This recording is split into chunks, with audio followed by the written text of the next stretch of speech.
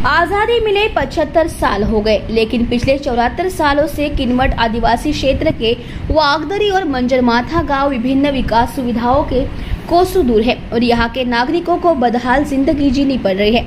इसलिए वागदारी और मंजरीमठ गांव के भौगोलिक विकास को प्राप्त करने के लिए वागदारी गांव के आकार का परिसीमन करके और इस गांव के लोगों को केंद्र सरकार और महाराष्ट्र सरकार की विभिन्न योजनाएं प्रदान करके उन्हें मुख्य धारा में लाया गया और उनके जीवन स्तर को ऊपर उठाने के लिए किनवट के सहायक कलेक्टर एस कीर्तिकेयन ने वागदरी और मंजरीमठ तक पहुंचने के लिए मोटरसाइकिल और साइकिल पर पहाड़ी जंगल से यात्रा की।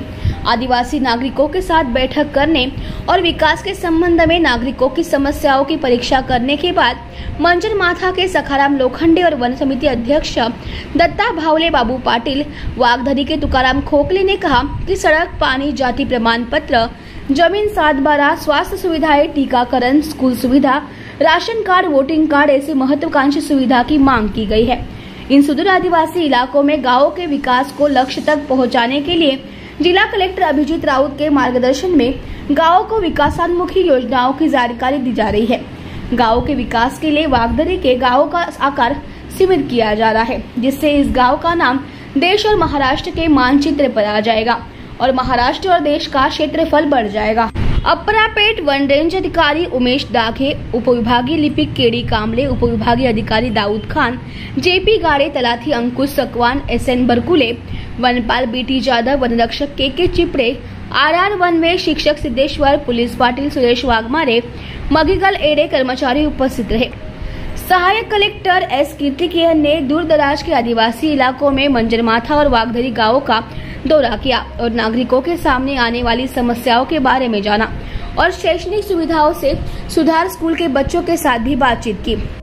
नांदेड़ से संवाददाता गौतम कामले की रिपोर्ट। खूप वर्ष झालं। अंदाजा झाला सर 60-70। बरं, मग इथले लोक येणं जाणं कोण्या पद्धतीनं करतात? मग असंच जाणं येणं। एखादी कोणी बिमार पडलं, काय बिमार पडलं मग झोळ्या करून नेतात।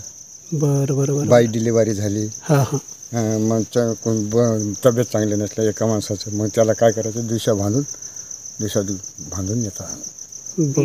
सहायक जिल्हाधिकारी म्हणून वागदरी आणि मंजरीमाथा अशा 2 गाव व्हिजिट केलेली आहे।